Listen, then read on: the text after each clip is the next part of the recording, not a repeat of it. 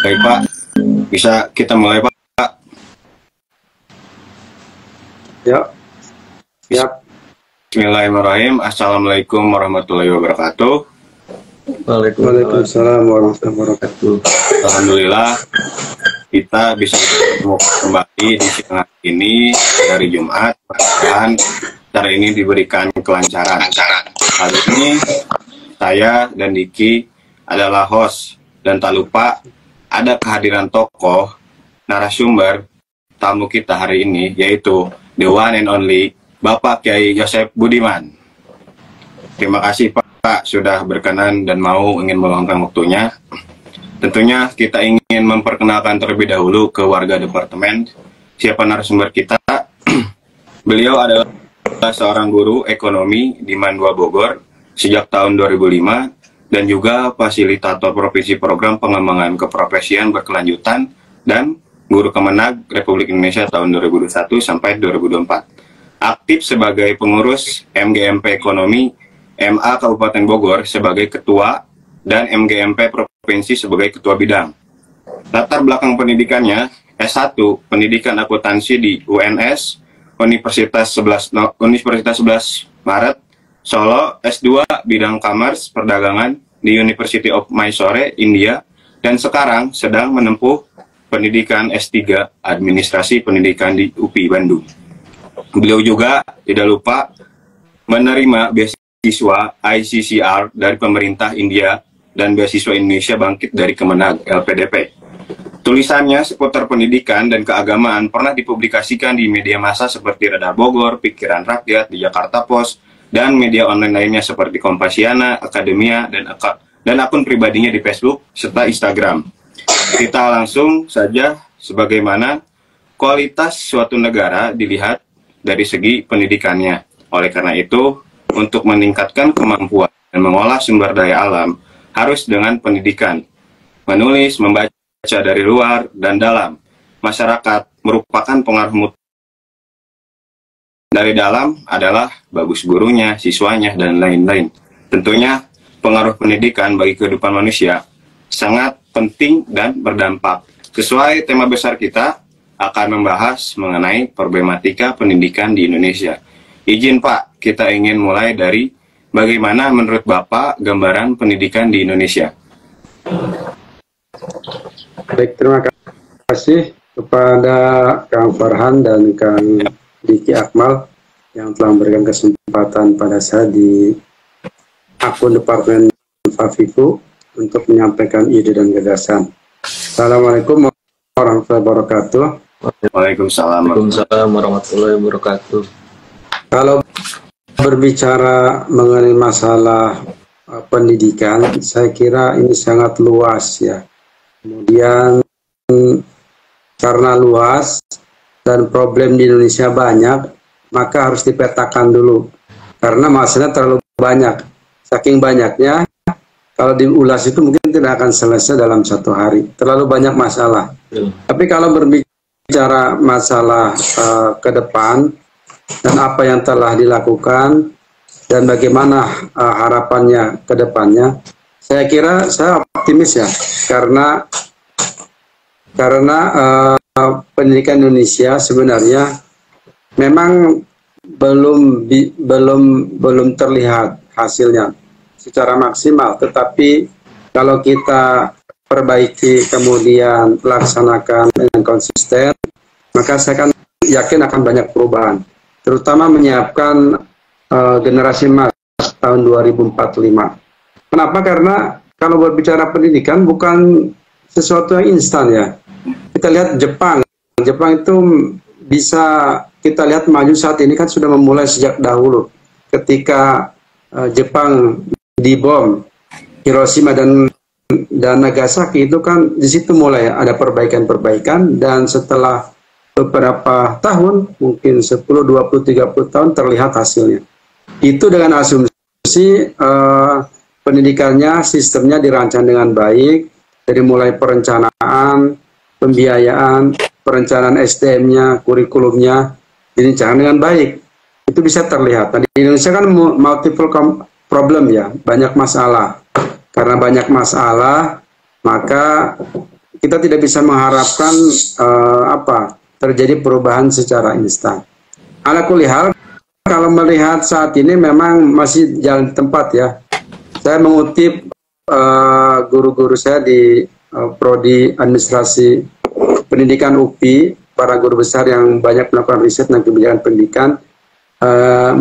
Mereka ketika berkolaborasi dengan para periset internasional yang terafiliasi di Bank Dunia atau di universitas luar, mereka mengatakan para akademisi luar mengatakan ini masih jalan panjang untuk untuk bisa mewujudkan harapan-harapan pemerintah Indonesia. Jadi masih panjang.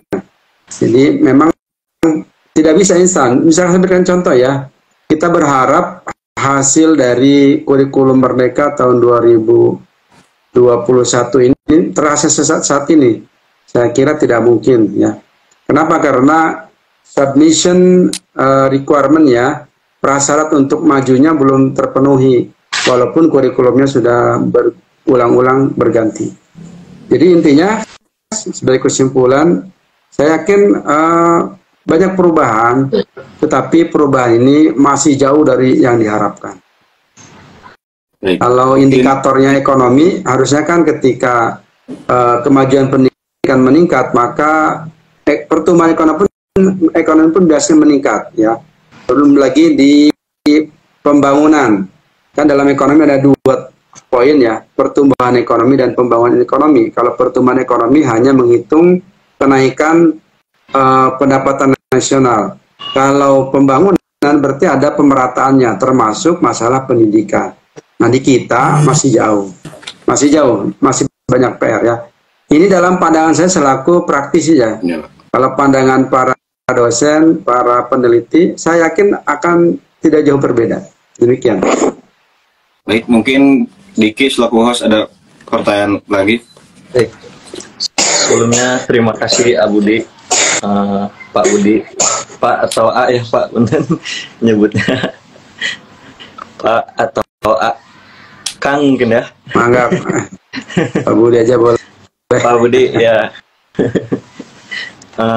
Terima kasih kepada Pak Budi yang alhamdulillah sudah hadir di diskusi kita kali ini. Suatu kehormatan juga bagi kita berdua Pak untuk bisa ngobrol dengan Bapak gitu.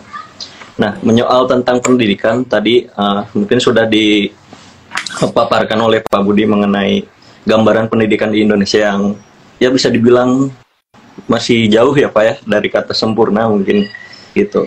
Nah, permasalahannya sebenarnya kenapa kita akhirnya mengangkat tema problematika pendidikan gitu, karena kita sadari bahwa problematika pendidikan itu sebenarnya benar tadi kata Pak Budi, yaitu luas dan skupnya itu sangat kompleks gitu Pak.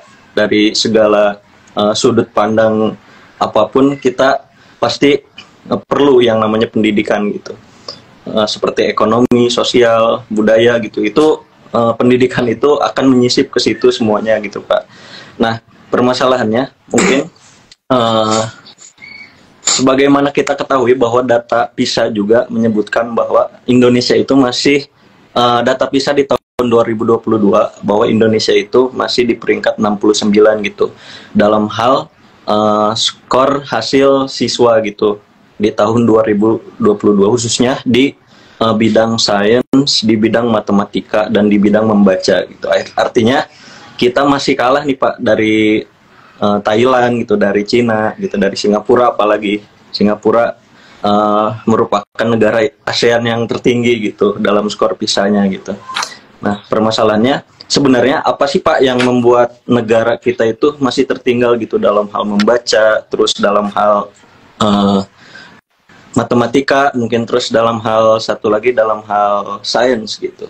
Apa yang menjadi indikator gitu Pak, kenapa akhirnya Indonesia itu masih tertinggal gitu dalam hal seperti itu? Mungkin Bapak bisa menjawabnya gitu. Terima kasih Pak. Baik, terima kasih, menarik. Ini juga mungkin kalau dijawab mungkin dalam perspektif mana dulu ya. Kalau dilihat dari kenapa kita tertinggal, kalau kita jadi kan pendidikan itu sebenarnya kan multidimensional ya. Yeah. Tidak hanya melibatkan pemerintah, tapi juga masyarakat ya.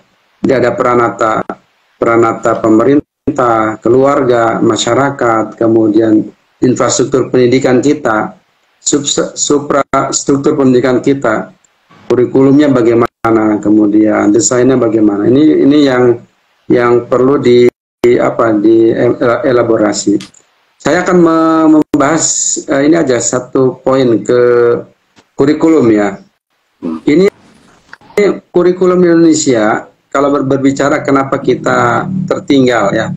Tertinggal. Kalau skor PISA Indonesia ketika ikut serta dari, saya lupa lagi, 2016 ya Pak, 2012 Yeah, sampai 2000 terakhir 2022 justru grafiknya 2012 mulai 2015, 18 itu naik, 18 turun, 2022 kembali ke angka yang mirip angka 2012. Ini lucu ya, bisa dilihat skornya itu. Yeah. Dari literasi membaca, kemudian matematika dan sains. Itu kan pengukuran ya, alat ukur yang digunakan oleh OECD untuk mengukur 3 poin tadi ya, walaupun mungkin bisa diperdebatkan metodenya bagaimana, analisnya bagaimana, tapi yang jelas yang terukur Indonesia secara angka itu memang jalan di tempat, kalah oleh negara-negara yang lain, termasuk dengan negara tetangga seperti Thailand, Malaysia, bahkan dengan Vietnam ya, kita tertinggal walaupun mereka membangun pendidikan lebih akhir daripada kita. Nah, kalau berbicara kurikulum sebagai satu poin ya. Nah, kurikulum kita itu memang salah satu negara yang sering berubah ya itu. Sering berubah. Nah, kalau lihat negara yang lain justru perubahan kurikulum itu tidak sering terjadi ya. Kurikulum itu sebenarnya secara prinsip itu akan harus berubah. Harus, kenapa? Karena menyesuaikan perkembangan zaman ya. Jadi karena perubahan zaman itu dinamis, terus menerus berubah, otomatis kurikulum pun berubah. Nah, cuman permasalahan di Indonesia itu perubahan kurikulum tersebut problematik ya. Kenapa? Karena boleh dibilang sering. Kenapa sering? Saya memberikan komparasi di tempat saya dulu belajar di India. Ketika saya datang ke India sampai berarti sudah 13 tahun yang lalu. Itu baru sekali pergantian kurikulum tahun 2022. Nah, ketika di Indonesia kalau saya hitung dari 2011 sudah 3 kali nih Kang Akmal perubahan kurikulum Indonesia. Kalau saya berprofesi sebagai guru selama 20 tahun ini saya sudah merasakan 5 kali kurikulum. Pertama kali ngajar 99, kemudian kurikulum KBK yang ternyata tidak jadi, tapi ternyata dipakai juga tahun 2024, kemudian KTSP 2006, kemudian kurikulum 2013 zaman Pak SBY, dan sekarang kurikulum Merdeka. Kalau dilihat dari adaptasi perubahan kurikulum yang cepat, bagus sebenarnya, bagus. Tapi permasalahannya pergantian kurikulum itu menimbulkan permasalahan. Kenapa? Satu, tidak setiap perubahan kurikulum itu, saya kan yang sebagai guru ya, kalau guru kan berarti garda terdepan, praktisi. Orang yang membuat kebijakan tahun 2013 misalkan, berarti tahun 2011 atau 2010 membuat kebijakan, kemudian diundang-undangkan menjadi 2013, kan tidak mungkin langsung. Ada pelatihan dulu, sosialisasi pelatihan. Mungkin bisa sampai ke guru itu paling cepat 2015, 2016. Ya kan? Berarti 2 tahun, 3 tahun. Nah, nanti 2018 sekarang di Indonesia pemerintahnya berubah per 5 tahun. 2019 berubah lagi. Baru dilaksanakan setahun, 2 tahun, kurikulum sudah berubah. Nanti begitu lagi. Terus begitu. Nah, di negara-negara yang sudah mapan, kurikulum itu berubah, tetapi merupakan kontinuitas, keberlanjutan dari pemerintah sebelumnya, kemudian dilanjutkan. Siapapun yang berkuasa, dia akan melanjutkan. Nah, di kita kebiasaannya kita lihat yang sudah terjadi. Pak SBY kurikulumnya kurikulum KTSP ya, dan kurikulum revisi 99. Nah, ketika 2013 di akhir pemerintahannya Pak Jokowi melanjutkan ada namanya kurikulum 2013. Pas Pak Nadiem ya, masih Pak Jokowi juga 2019 sudah mewacanakan kurikulum Merdeka. Sekarang Pak Prabowo ganti menteri mewacanakan, walaupun namanya bukan kurikulum ya, deep learning itu bukan kurikulum tapi pendekatan, tetap saja itu akan memberikan implikasi ke berbagai hal, minimal penamaan, kemudian konten, bahkan yang lebih pragmatis lagi ke bukunya ya, ke nama administrasinya. Kan administrasi udah kita cetak, namanya kan kurikulum Merdeka diganti deep learning.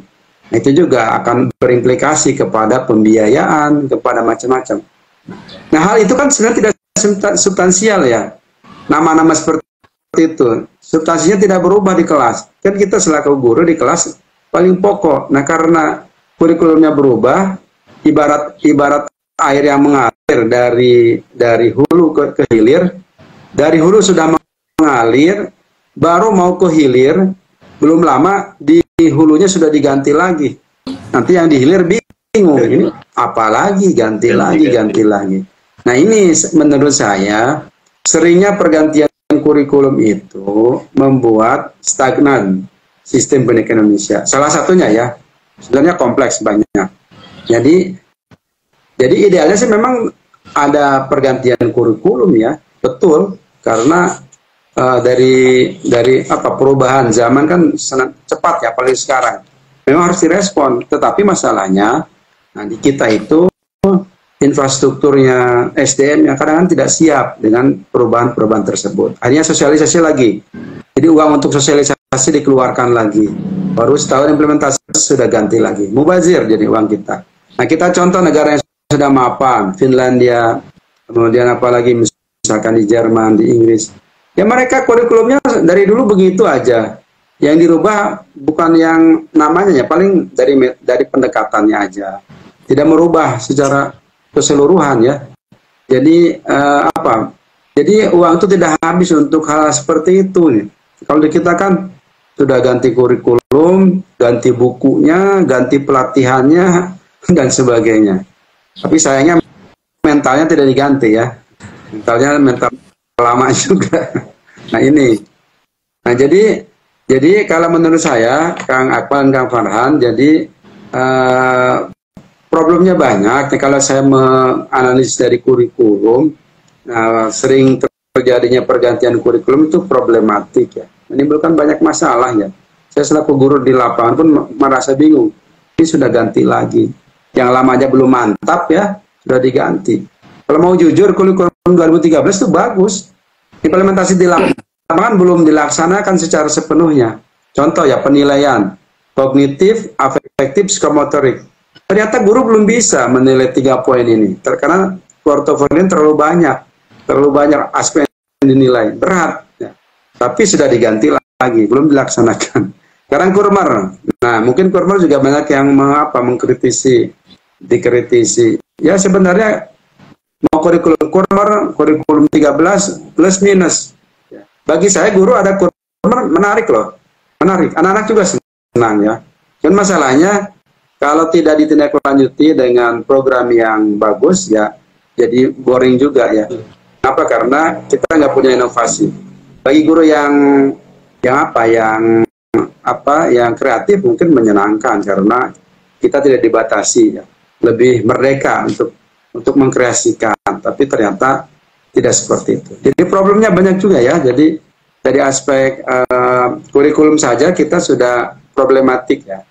Termasuk juga contoh ya nih Kang Akmal, saya kritisi nilai PISA kita kan rendah. Ternyata salah satu penyebab yang menurut saya ya, di Indonesia itu terlalu banyak pelajaran.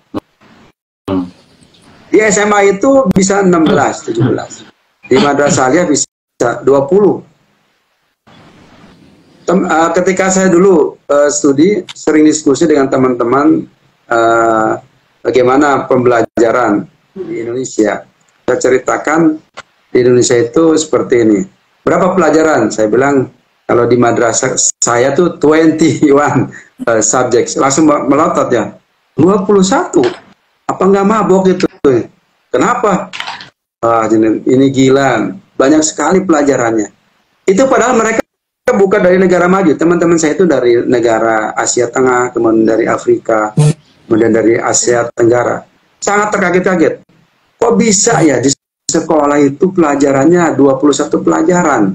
Ya, itu di sekolah madrasah aliyah ya, yang religious school. Di sekolah umum public school bisa 16-17 pelajaran. Bagi mereka luar biasa banyak sekali. Bagaimana anak-anak itu bisa belajar katanya. Nah, kalau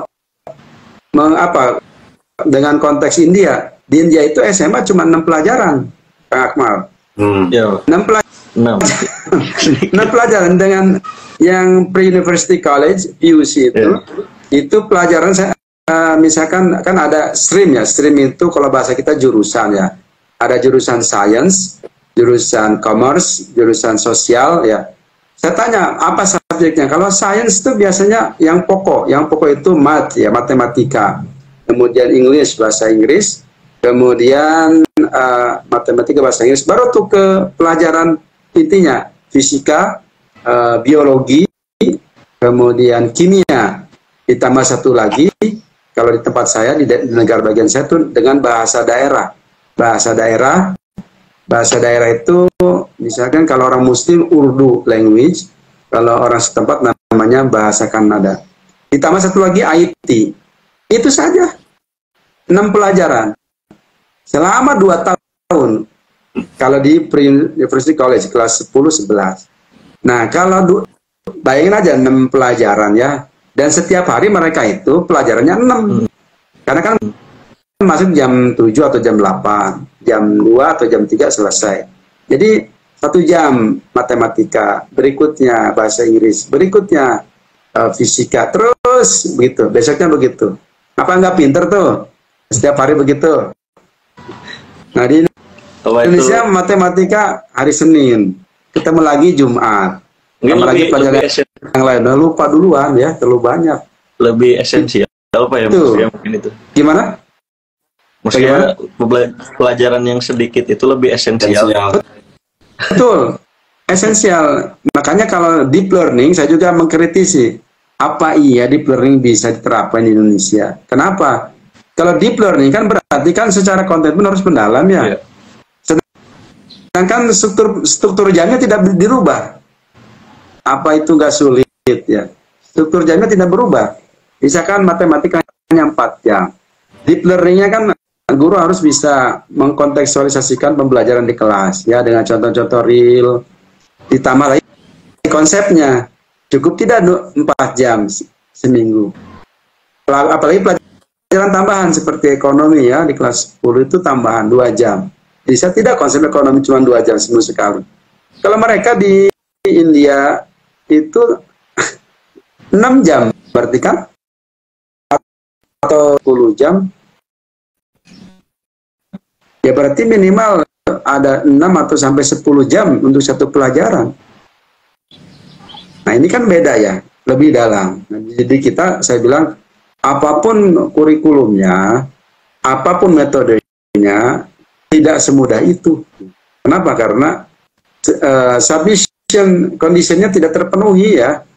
Mereka, kalau negara Finland misalkan ingin menerapkan konsep ini, kurikulum merdeka, anak bisa kreatif, ya pelajarannya cuma sedikit. Di Amerika saja paling SMA itu 8 sampai 10 lah, nggak terlalu banyak. Ketika deep learning diterapkan mungkin bisa karena jamnya juga banyak.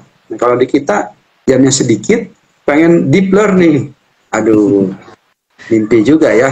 Kenapa? Nanti yang harus sakti itu gurunya gitu.